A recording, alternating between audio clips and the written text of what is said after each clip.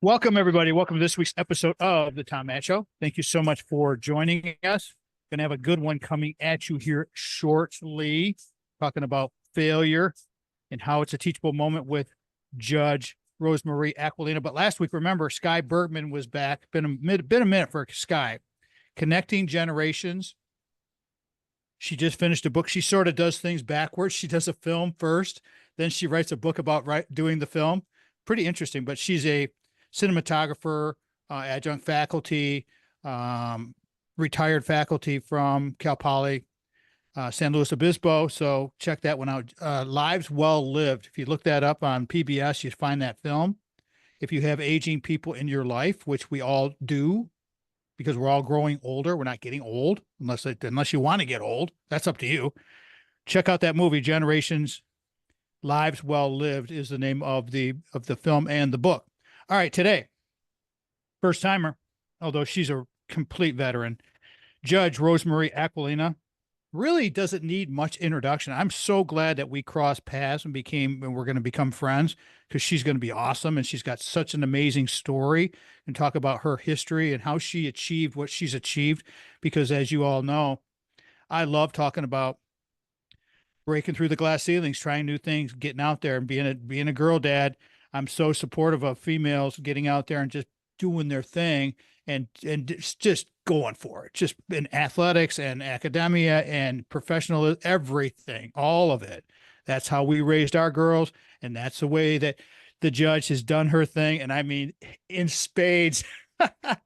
Judge Rose Marie Aquilina was elected to the 30th Circuit Court for Ingham County in November of 2008. Now, this is a super long bio, because the judge has done a ton in her life, and I'm not going to steal her thunder too much, but yeah, because a lot of people know her and her professionality. We're going to talk more about her life and how she achieved what she's doing and the tips that she can give to us. But she served at the 55th District Court judge for 4 years, during which time she served as chief judge as well as a sobriety court judge. There's a million different things that she's done. She's retired honorably from the Michigan Army National Guard. That's another piece to her amazing story. Just let me tell you this. Yesterday, I watched the judge's TED Talk, and that is a synopsis of what we're going to do right here. I want to welcome to the radio program my newest friend, Judge Rose Marie Aquilina. Judge, welcome to the show. Don't be offended if I call you Rosie, and I hope none of the listeners do either. How are you? Great. Thank you for having me. And you can call me Rosie. It's interesting because the people who know me, who I grew up with, call me Rosie. Most people call me Rose. There are a few friends who love the Rose Marie, as do I. However, most people, because of the judge role, call me Judge. And everyone says, well, which name do you prefer? I honestly don't care. So call me whatever you will. Being fearless. I'm going to call this one Being Fearless, everybody, because Judge Rose Marie Aquilina, Rosie, my new best friend, is the most fearless woman that I think I've come across, if ever. And I've come across a lot of very, very influential women in my life. I'm so proud to say that, across the board from Michigan State University, everywhere. Rosie, let's talk about your life a little bit. This is your life. Talk about your family. This first segment, I'm going to give you the rest of the segment to talk about you and your family and where you live, and it's kind of your life story anyway. So let's start with your current family, and then we can step in the time machine when we come through the rest of the episodes, or the rest of the segments. Go right ahead, please. So right now I live with my mother. My father recently passed. I'm a caregiver to them, and my two dogs, two cats, and my twins, who are 14. I have 5 children. My oldest are David and Jennifer. They are 41 and 42, and my middle child, Johanna, will be 24 in November. And it's been a journey for me, because I'm the mother of 5, most of which time I've been a single mom. I was divorced many years ago, had my first 2 children in law school, and was married at the time. And then I got divorced a few years later, and then had my middle child when I was 42 and my twins when I was 52. And everyone thinks I'm a little crazy, and maybe I am, but I think there's nothing greater in this world than family. And the work that I do and that we'll be talking about is because I want to leave a better world for all of your children and my children, because ultimately you can have whatever possessions you want. You can make as much money as you want, but we can't take it with us, but we leave behind the most precious gift, which is our children, and our world needs fixing. So I'm trying to do that. And every time I try to do that, I get knocked down. I don't take no for an answer. I do face my fears. And I always find the back door. If you slap me at the front door, I'm going to find a window or a door, and I'm going to go through it. Can you guys see where this episode's going to go? I mean, I love the back door. Any way we can climb the mountain, Rosie, any way we can get in through, anyway, I don't care. I mean, I'm Mr. Non-traditional, as everybody knows. I've done everything so ass backwards in my life. And still, I'm so grateful to be alive at this point in my life. I'm just glad that we're having this conversation, doing these things. So what an interesting life you've had with the twins at 14, having your twins at 52 years old. Congratulations on this part of your life. That's so wonderful. Well, it's been interesting. Um, there are days that I say, what did I do? But in my brain, and I don't know about yours, but I feel 19, and I Oh, hope I feel 19 until I'm 120. That's the number. I keep saying, God, I got to be here till I'm 120. I got a lot of work to do, but my brain tells me I'm 19. So I'm having fun with the journey, and it hasn't always been fun, but every challenge is a new opportunity for greater success and learning. And that's what I've done my whole life. And you asked about my early life, and probably people are sick of me talking about this. I talked about it in the TED Talk. I've got my memoir that actually Reese Witherspoon said, you've got to write this. And so I did. And really, I was born in Munich, Germany, to a Maltese father and a German mother. And my grandparents had emigrated when my dad and his siblings were adults to the United States. He served in the U.S. Army and then went to medical school on the GI Bill. Met my mother on a train. They were married a year later. I was born. My brother was born. He couldn't study with two crying babies, so we emigrated to the United States. I came over stateless, and so did my brother, because the United States, although my father was a citizen, he had not served for 10 years, and he could not pass down his citizenship. My mother at that time, Germany only recognized the citizenship of the father. So we had no country, we had no place. We became naturalized when we were about 10 and 11 years old. And so I really feel like my fight was from the day I was born and called stateless. And, the laws have since changed. I would have been a citizen now because my father was a citizen. But it really, I think, set a path of my journey that you're going to be a fighter for every single thing, including your country. So when my father was studying, he could not come to the United States. We were very, very poor. And I saw him maybe once a year. I didn't know he was my dad. And my grandparents, I spent most of my time with them. Nunu and Nunna, the words for grandfather and grandmother. And so I thought they were my grandparent, or my grandparents were my parents. Rosie, let's leave it there. Judge Rose Marie Aquilina is our guest today. That's a great jumping off spot, because that part of, and this is in your TED Talk, which is very well done. I mean, it was amazing, and I saw the whole thing yesterday. We're going to go into this in a deep dive when we come back. Again, so glad to have Judge Rose Marie Aquilina. Being fearless. This woman has done it all. And we're going to talk about as much as we can in this episode, because I guarantee you that I'm going to want her to come back and be a guest and be a regular with us and share her wisdom and knowledge, because that's what we're here for. We're here to inspire and help people grow and get better. You're listening to the Tom Matt Show, calling this one Being Fearless, with my new best friend, Judge Rose Marie Aquilina. So glad that you are with us today, everybody. Thank you so much for joining us. This is the Tom Matt Show. That's it. That's how easy this is. Let me get a tissue. Pick it up right there. I got got 3 reads, the next 3 starts of these segments. So I'll bring you in when I'm done making money. Here we go. because we got to make money. Can't do this without money.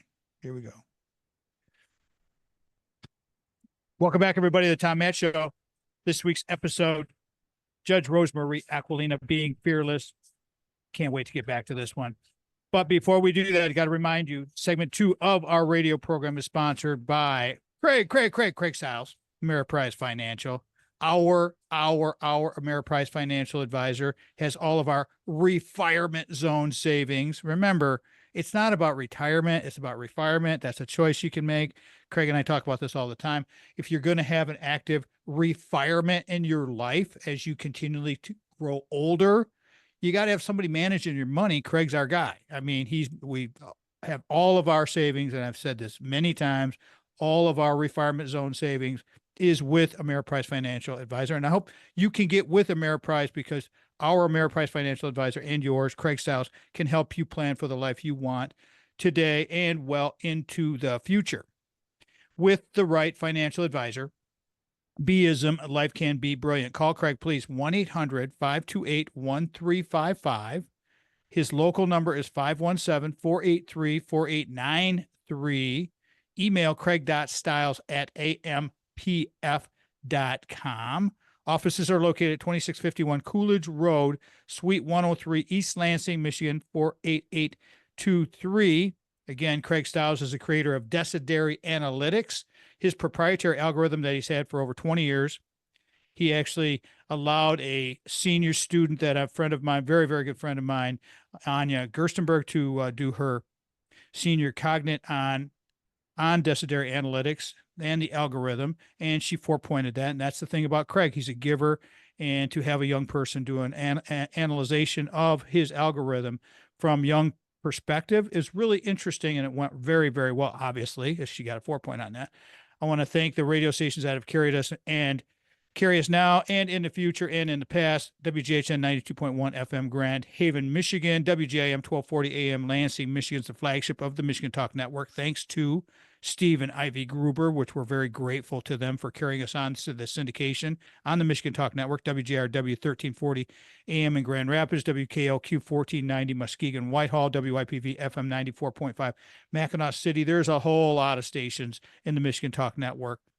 But lastly, I'd like to say thank you to Michigan State University and WKAR for carrying us on Sundays at 5 p.m., AM 870, and simulcast at 102.3 FM on the FM dial in East Lansing, Michigan. Go Green. Once again, I want to thank Craig Stiles for helping us doing what he does. He was the first sponsor to ever believe in what we're doing years and years and years ago, and we hope that you get a hold of him. Remember, you can find all of our sponsors on our website, tommattshow.com. All the banners are at the bottom there. I'll tell you about that later. Okay, today, being fearless. Love this topic. With my new friend, Judge Rose Marie Aquilina. Rosie, being fearless is her in her DNA. It's part of who she is, and that's why she's going to be coming on the radio program to help men and women, women and men, understand that you can do whatever you want to do in this life. I mean, and we come from similar backgrounds. Okay. So Rosie, let's get back to the story here, because you're talking about your early childhood and how it formed you into the fighter that you are, how resilient you are with your parents and your dad going into med school and 2 children. And please continue that thread. So my grandparents did everything for me, and children, what I have learned from all of this through my life is that you really need to have a talk with your children at every age, explain things to them.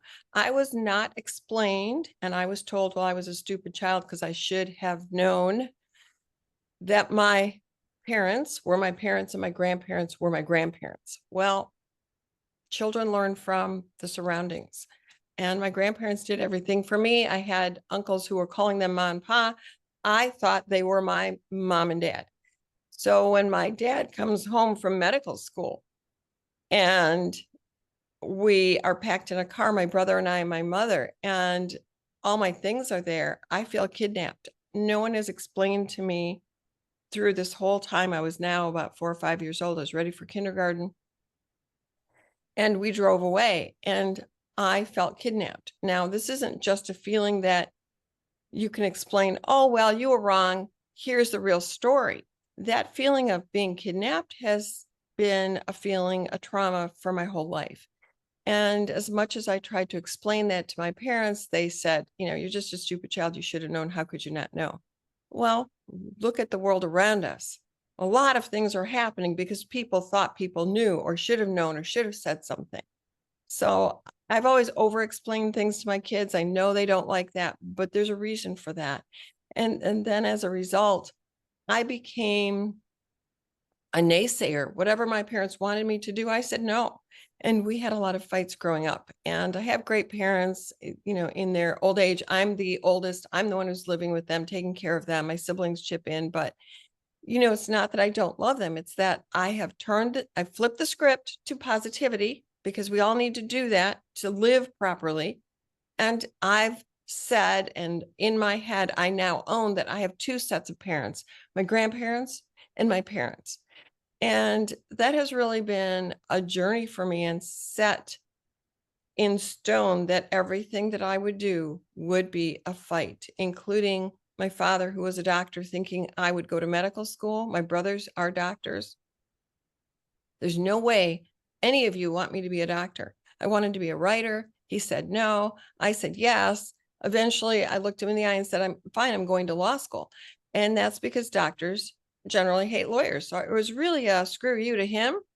And has been a terrific career for me and my writing. I never gave up my dream of writing. I've 5 books published. I have a couple more on the way, and hopefully many more. It's what I like to do. It is my passion, but I also am passionate about being a lawyer, about helping people, about being a judge. So it has served me well. The next battle I had after I went to law school and got married, actually, people would say, my husband and I would go out to dinner with friends, and they would say, well, what are you going to do after law school? And I'd say, be a lawyer. Well, then what? Be a judge? And then my husband would say, why did you have to say that? And I said, because they asked, and that's the truth. And clearly he's no longer my husband. He's good for someone else, but not for me. If you can't support the one you love, find someone else. Or if you're not supported, find someone else. So everything has been a journey. When I was pregnant in law school, I would stand up, big bellied, and my professors would never call on me again until I was no longer pregnant, because apparently pregnant women are stupid. So again, another journey. Most of my professors in law school, all but one, were male. There were very few women in my class when I went to law school. So the next journey is getting my first job, which we'll talk about in a minute. We will. Well, thank you for that segue, because we'll come back to these stories. This is the whole thing, everybody. You're not going to hear me. And this is unusual for me, Rosie, because Judge Rose Marie Aquilina is our guest today. Unusual for me because I'm usually the motor mouth, but I love listening to your story because it's so compelling and it's just so real. And it's like that quick story you told about feeling kidnapped at 5 years old and still carrying those feelings. So many people need. This is why mental health advocacy is one of my biggest topics on this radio program, Judge, because it's just important to get to the bottom. What you've done is you've peeled back your layers. You understand you, and that's the biggest thing for people in this world. Is for me, I needed to understand me and get through my problems. You've obviously done the same thing. That's what we're doing here with our show, and that's why having you on and being fearless with Judge Rose Marie Aquilina is our theme today. You're listening to The Tom Matt Show. Greatness. We will pick that thread up. Do you want to talk about undergrad at all, or just we're going to go right into the law school and the pregnant and that and being? But wherever you want to go, just ask the questions and I will follow. I will do that. Let's roll here. I got another read to do, and we'll just. This one's for your pal, Jamie White.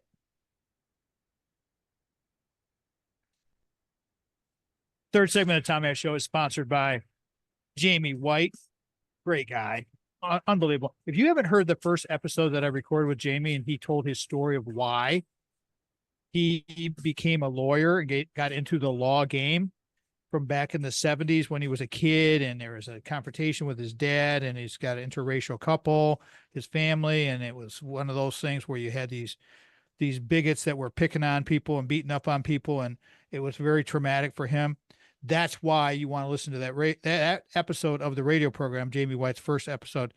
That is why he's a sponsor for our show. White Law PLLC is where justice meets compassion. Like that tagline a lot. White Law is our advocate in times of need. They're here to help us, just like the judge is. Judge Rose Marie Aquilina, our guest today, is there. They're there to help, listen, support, and fight for what you deserve. And if they don't, then you need to find some new friends. Contact White Law today for your free consultation. whitelawpllc.com. Again, bottom of our homepage, tommattshow.com. You can find and click right through to Jamie's website, which is unbelievably nice. Great website. Very, very functional, very user-friendly, instant chat boxes, all kinds of cool stuff.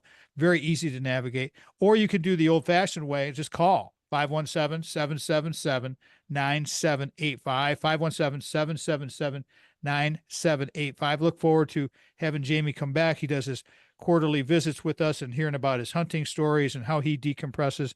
And just the story of my smart friends are so, I never know where we're going to go with these things. Just like today's episode with Judge Rose Marie Aquilina, Rosie, my friend, being fearless. All right. So Judge, let's step back before you're pregnant with one of your children. I don't know if it was the first one or the second one while you were in law school, but the undergraduate program, let's start there. Did you have, and back in those days, how have things changed in encouraging young women now? Because I'm, again, as I've said, a girl dad, and I'm always supporting young women, and I coach a lot of women.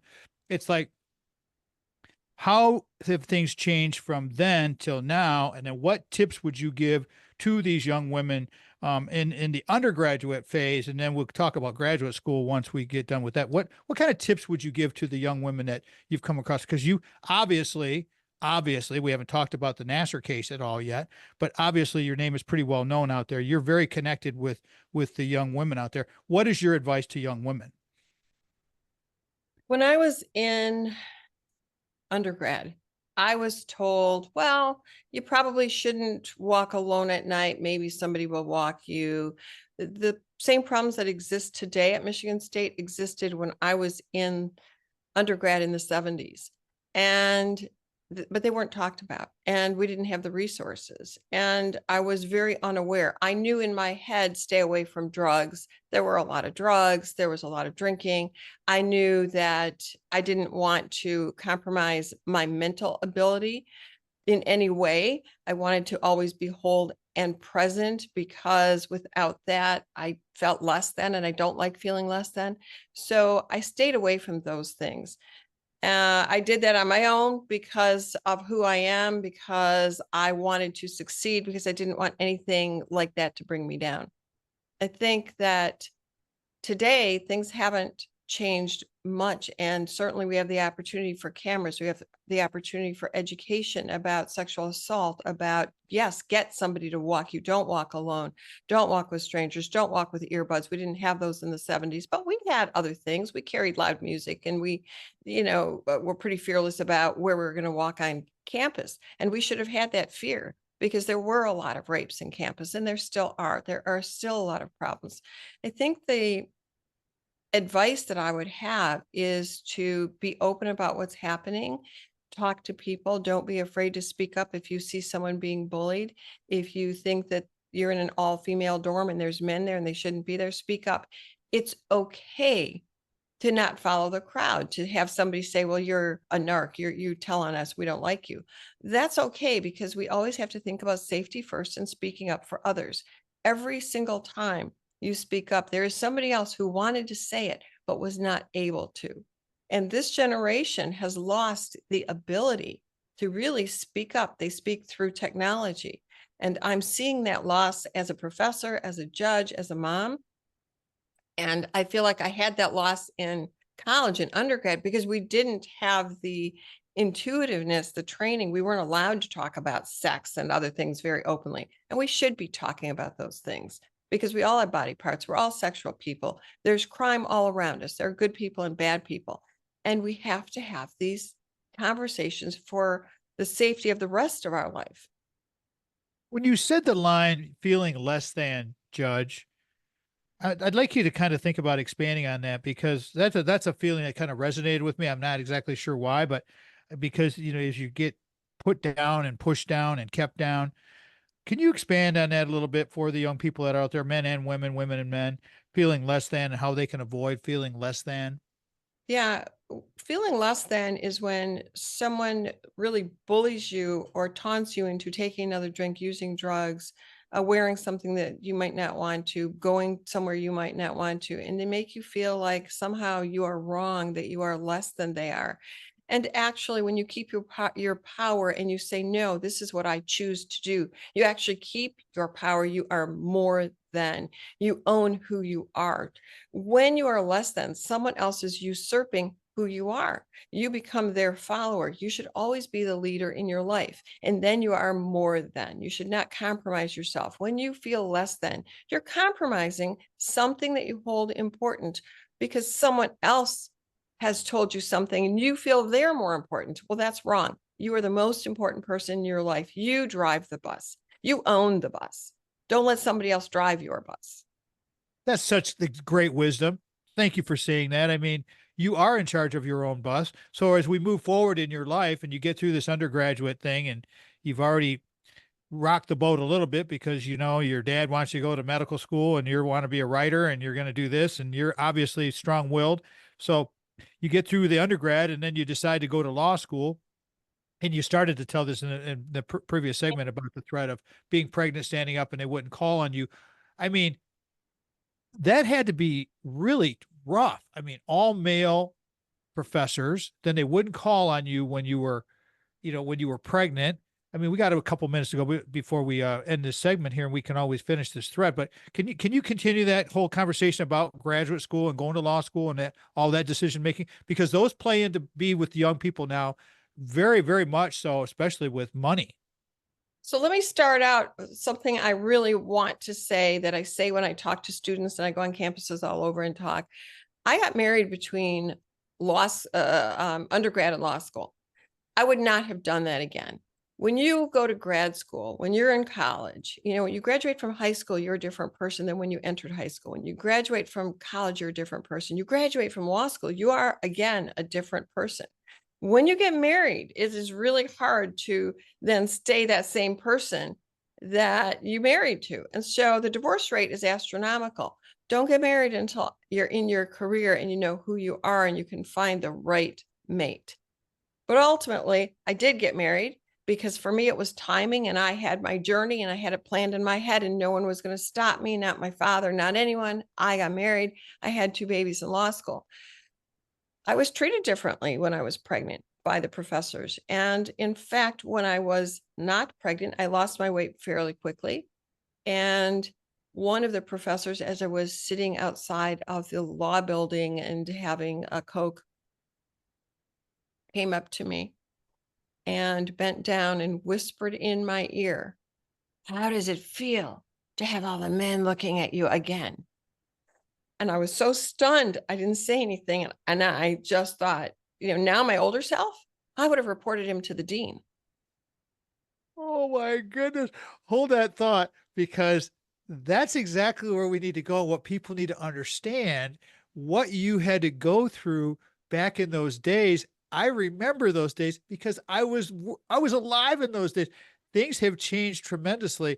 And so if we don't understand where we have been, we will never understand where we were going. I mean, we didn't just arrive here through a time machine. And hearing the judge's story, we'll come back. We'll finish this thread. I knew that going through the undergrad and the graduate work, because there's always story behind the story. Being fearless, Judge Rose Marie Aquilina, my new best friend, Rosie. We will be right back. You're listening to the Tom Mann Show.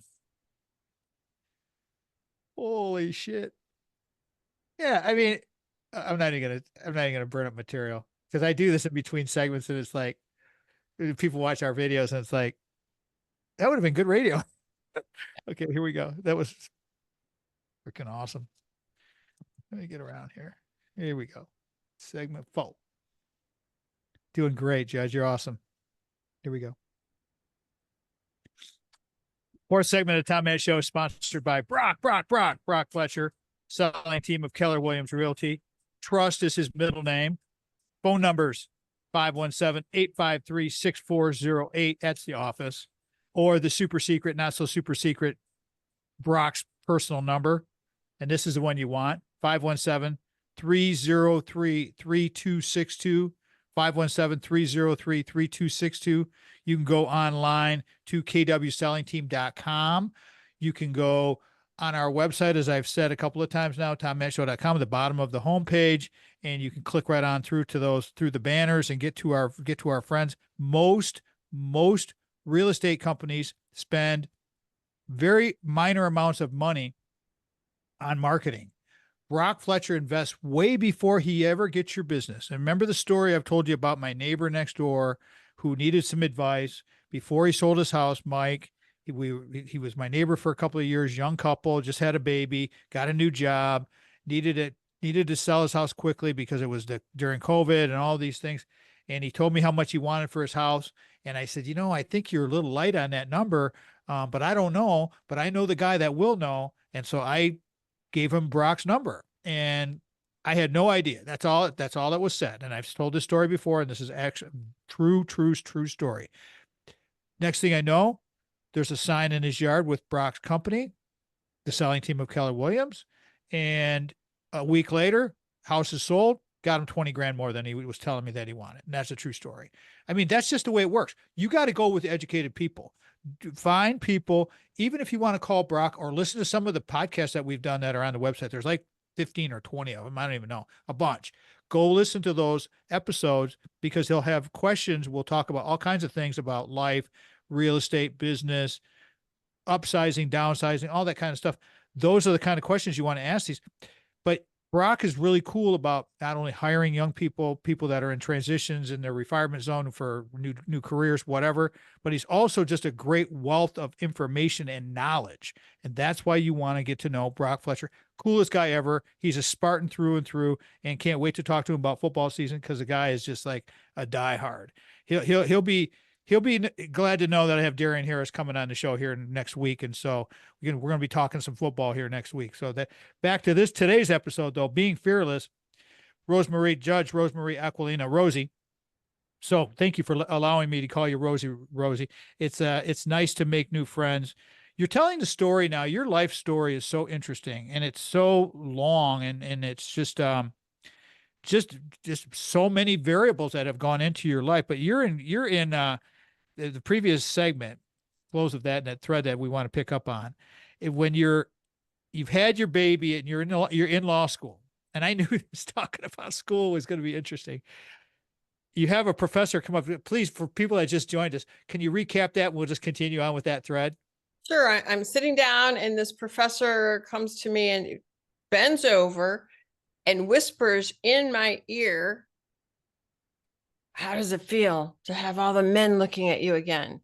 And I was literally dumbfounded. And then he walked away, and I froze. I've never forgotten it. And my older self would have said, tell the dean now." But it wasn't done in those days. And it didn't even occur to me. I'd had no conversations or training about that. He didn't touch me. He just said this really raunchy thing to me, and in this voice that was horrifying. And, I've thought about it over the years, and I've thought, I wish I would have said something. How many women did he do that to? Unbelievable that you had to tolerate that kind of thing. But that was normal. Unfortunately, those days, racism, sexism, all of these things, they were just taken for granted. That's what I'm talking about with some of and stepping up and speaking and telling your truth, because if we don't understand where we came from, if people don't hear this story, they say, well, it's always been this way. No, it hasn't. It hasn't been this way. Everything is a normal progression and evolution. Hopefully, at least we continue to learn. What are some of the other things that came along in your career? You went into the military. You got a 20-year career in the military. I'm curious to see how that came to be because, and you had a cool story from the TED Talk on that one too. So can you let's shift gears here from the academia side of things of the Judge Rose Marie Aquilina's life and being fearless to the military side of things. What possessed you, and tell us some of that part of your life, please. Yeah, so my uncle Chuck was on the USS Bainbridge, and when I was a small child, and he would come home to Nunu and Nunna's house, he would be in this really cool uniform, and he always brought me some toy from around the world. And my brother and I didn't have many toys; we were very poor, and so I just thought this is the coolest thing ever. And then there were pictures of my father, who was had been in the U.S. Army, in his cool military uniform. So from a very young age, I was a couple of years old. I thought, I got to wear those uniforms. I got to be in the military. And so I never said anything about it. It was just something that was on my bucket list. So when I was in high school and they had those career days, I went to Army, Navy, Air Force, Marines. And all my friends said, that's just you, Aquilina, always making trouble. I said, no, I'm going to do this. And everyone said, yeah, no. And, they're going to doctor, nurse, teacher, whatever. And I just stuck with the military. And then I went to college and I did not do ROTC because I thought, what? I don't know what exactly is going to happen in my life, but no one's going to make me contractually obligated to something if I change my mind. So I always had it in my head to go. So I got married. I, went to law school and I was waiting for bar results. And a couple of things happened. One is I started applying for the military. And two is I applied for a job in the Senate. I had an interview with a senator and I was waiting. I get the news back that I've passed the bar. I call him. I'm waiting for this job. Interview went really well. And I call him back and I make an appointment. And literally everyone, my parents, my friends, my husband said, what are you doing? How can you call a senator? And I said, what have I got to lose? Either I have the job or I don't. I have nothing to lose. So I call. I tell the senator, either I've got the job or I don't. You need to make a decision. I'm getting other offers. And he said, you're hired. I go to work and he says, I said, why did you make me wait? And he says, well, because you have to work with men. And I needed to make sure that you would be able to do that and hold your own. When you called me, I knew that you would be able to do that. He was also, and he said to me, what else do you have going on in your life besides your family? And I said, I'm joining the military. And oddly enough, God puts you in certain places. He was already in the National Guard. And I had signed up for the Navy. And the Navy says to me, you have to travel the world for 2 years. And I said, I can't do that. I'm a mom. Sorry, not joining. But so then I had joined the National Guard. I had filled out the paperwork and he said, that's great. I'm in, no problem. So it was fabulous until I had to wait a year and a half to get in, and my paperwork, my physical, everything was in order. And I kept saying, where's the swearing in? What's going on? And I find out through the senator who was drilling and asking what's going on, that my paperwork is on the corner of a colonel's desk because I was a woman. And so I said, well, that's okay. I'll just volunteer. And so I put on my tightest jeans, and I do mean like Elvis Presley style jeans, really tight, and cowboy boots because it's my favorite thing to wear.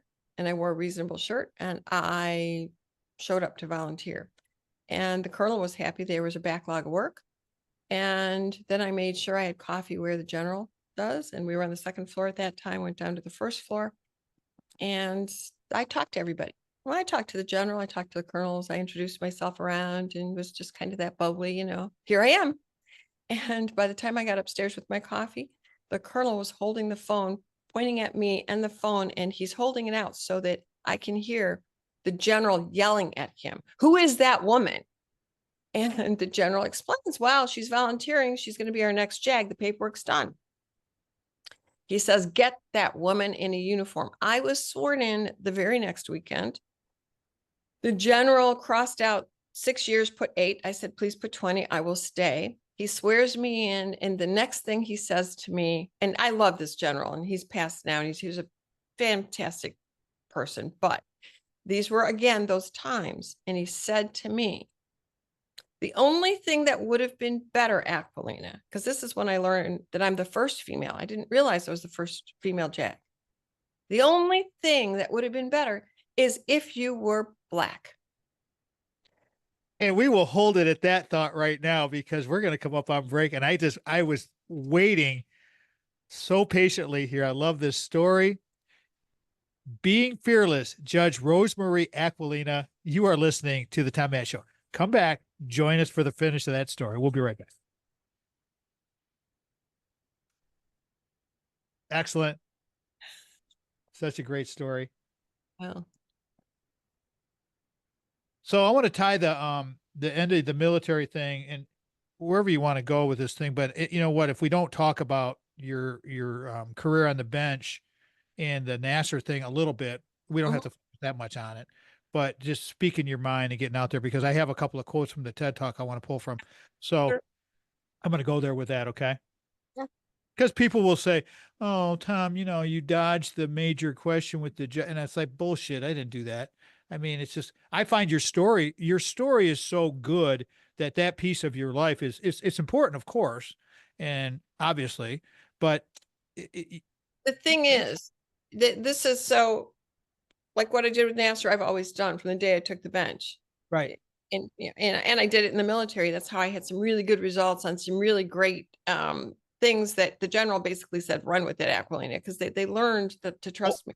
Hold that thought. Now, this is also, Rosie, this is where I'm going to throw it to you for plug whatever you want, your books, your speaking engagements, anything, movie that's coming out, if you want, website. Do you have all of that handy, your numbers, all that? Or sometimes guests don't want to put their stuff out there, but whatever you want to do, I'm going to throw it to you after I do a plug for us. Okay. Okay. This is the top of the fifth. So just be aware. Here we go.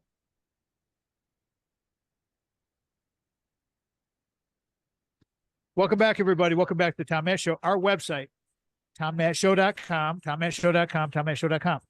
Please go there. If you have any questions, you want to contact our sponsors, as I've said multiple times during this episode, and I will always, please go down to the bottom of the homepage and you can find all of our sponsors and friends who we trust and we adore, and we want you to help them help us.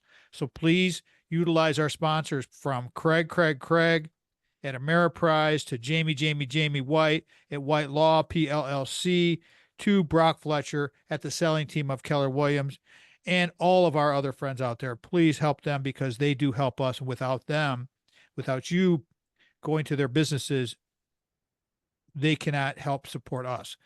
Judge, how would you like to have people connect with you? Speaking engagements, books, whatever you'd like to talk about. Please go ahead. Promote whatever. I'm represented by Creative Artists Agency. They can reach out to them. They can also contact my office. Have a email. My personal email is authoraquilina@gmail.com, or work is raquilina@ingham.org. I have a website that's being worked on right now, but it should be up shortly. It's aquilinawarriors.com. I have a number of products. I have affirmation playing cards for various for children, for adults, for positivity. I have puzzles for healing, for trauma, sexual assault, divorce, all sorts of things like that. I have a number of books: Just Watch Me, my memoir, All Rise, Triple Cross Killer, Feel No Evil, my thrillers, a couple more are coming out. And I just broke a new book, which has created a new genre called, it's reverse here, but car wash art and daily affirmations. I go through car washes, I take pictures and put affirmations, and it's just a fun little hobby, but people are really enjoying it. So I have a lot of products, I have a lot of things. I do speaking engagements all over the world. If you need a speaker, I'm there for you. I also, if you read my books, whether it's on Zoom because of distance or in our general area, I'm happy to talk to book clubs. Love doing that. We have great fun, just like we're having today. Thanks for having me on the show. Oh, my pleasure. It's been a joy, and we're going to tie things together because we're finishing the thread of your career in the military, 20 years of career there, and how that helped perpetuate your time on the bench. And so, but let's finish that thread with how that led into so many of the very famous cases that you've dealt with, including the Nasser case, and we'll talk about that here in a second. But how did all of that lead into where you are now? So I didn't know that I was the first female JAG. And I ultimately then became the person who handled all the delicate cases. All the minorities came to me. Um, I was given duties sometimes because it was, beneath the men, or it was a project. Oh, I didn't want to give it to the men. It was because of rank or being a woman or whatever. I have to say, though, the military was the best job ever because I was really not treated like a woman overall. I was treated like a fine piece of a machine. And because we all work based on duty and rank and all of that. And I just had a terribly interesting career, I think, in the military. But it really taught me to figure out the backstory. When you work on a mission or you work on a case, you've got to understand the lay of the land. And so that has carried me in my law practice and being a judge. So I've learned to ask, what would you like me to know and how can I help? And you saw that in the Nasser case, but that was a case where everyone said, oh, you just did that then. No, I handled that case exactly like I handled every case since I was a district court judge. Lawyers would get mad at me. The prosecutor wanted their people back. The sheriff wanted people back. Attorneys wanted to go back to their office. But I would talk to people and find out the backstory and talk to them about how they can do better, or, what were their needs, because it's the power of the robe. Your mother might tell you something, your husband, your boyfriend, whatever. But when you hear it from somebody in authority, sometimes it resonates. And I think that's terribly interesting because a huge part of my job is not putting people in jail and prison. It is rehabilitation. I can only do it if I understand the backstory, if I understand what caused you to become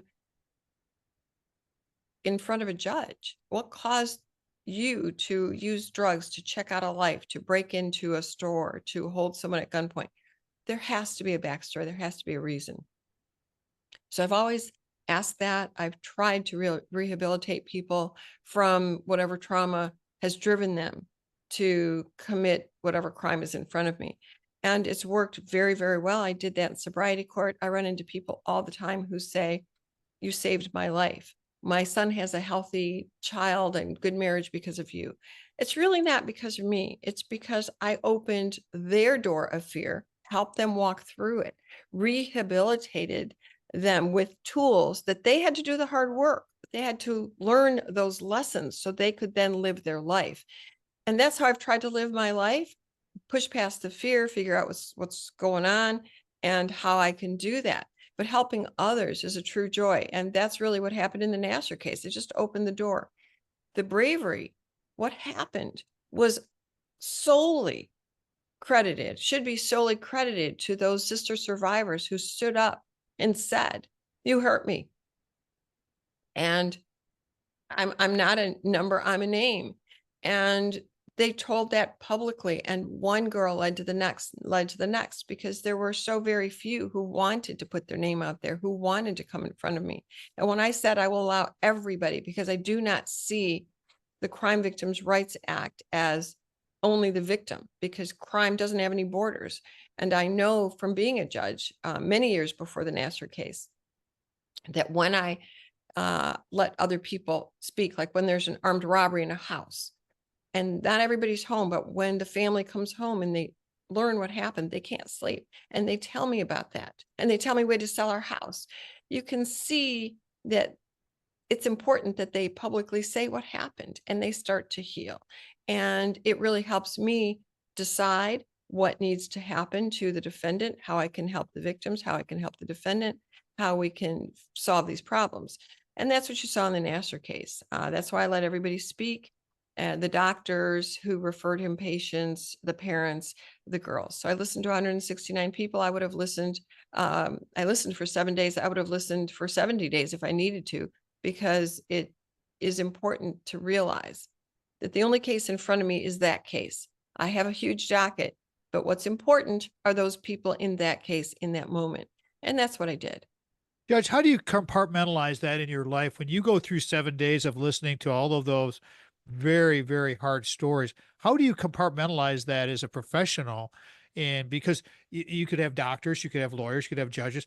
I mean, is there a tip? Is there a special secret sauce to that? How do you handle that? That's interesting because I think 100% of people who've ever interviewed me have asked that. But I have to ask you a question back. And that is, if you go to the emergency room and you've been working out in the yard and your arm is hanging off and the doctor cries, do you want that doctor? I don't think so. Okay. And so I do a lot of things. I write, I paint, I sew, I create these cat toys. I do so many things. I cook. I had a cooking you can find my cooking on YouTube, and it was in Scene Magazine. I had a column for about 14 months before COVID.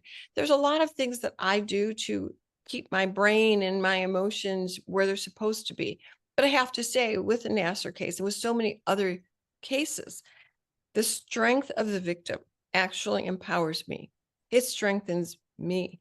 And when they told their story, and then the next girl and the next girl came, and you see that they grow from someone who's very afraid, almost like a small child, and they just empower themselves. They empower me. It's like being handed a new baby. You have that euphoria of this new baby and you forget the pain. So as I listen to victims, as we engage, and I see them morph into a stronger person, it empowers me to go forward. I don't feel sad. I don't carry that. I do my job. I do it well, and I don't worry about it.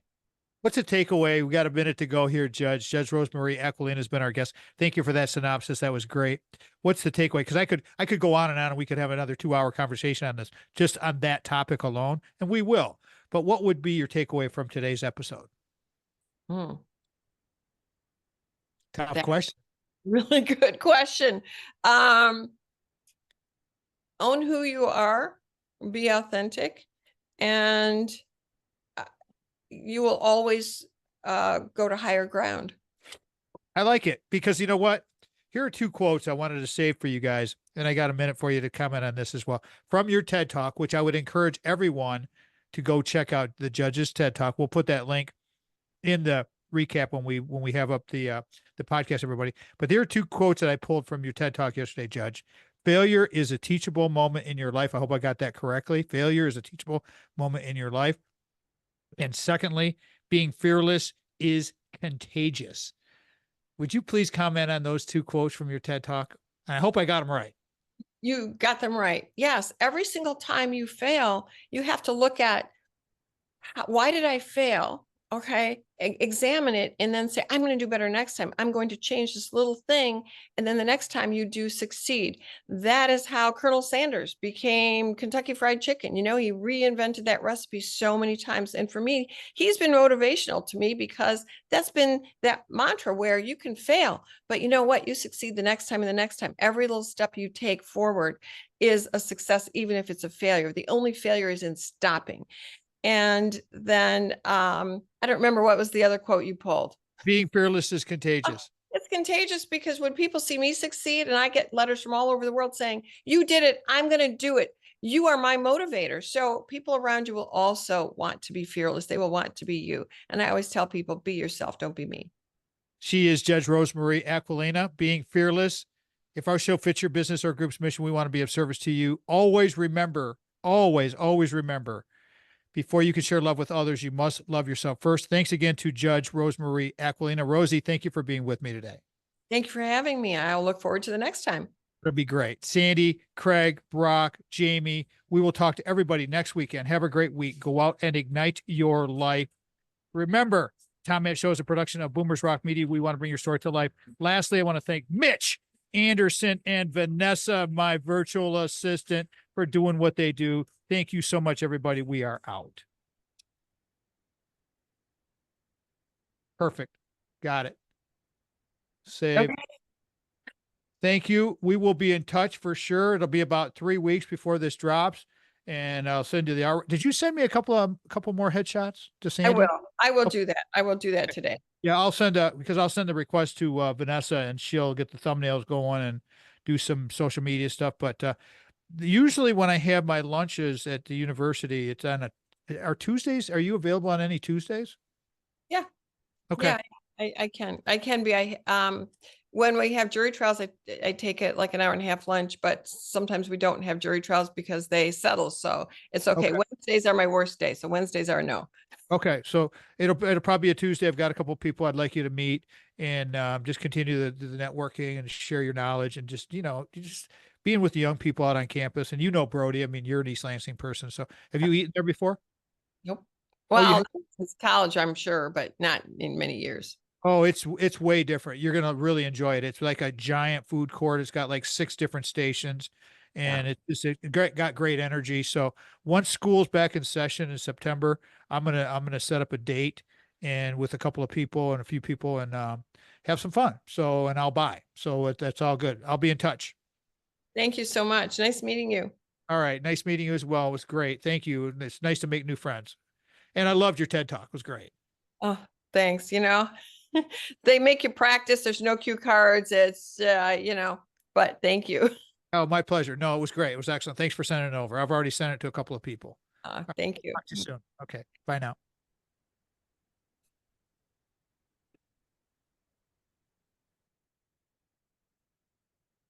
Having guests like Judge Rose Marie Aquilina is why we do this radio program.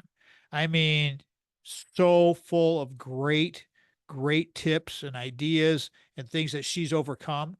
Everybody that is successful, everybody that is successful has gone through some shit in their life. And I am absolutely going to second that, third that, fourth that, because it is what happens. Life is hard, but life is great because life is hard. And I'm going to leave it there. So thanks again to Judge Rose Marie Aquilina for being my guest today. I hope you enjoyed that one, everybody. You know how we do this. Subscribe, like, do all of the good things. Thanks again to Vanessa for doing all the video stuff behind the scenes, and Mitch for doing all the stuff on the audio side of things, Sandy for doing all the planning and all of that, and to our guests. I just talk. Peace out. Love y'all. Have a great day.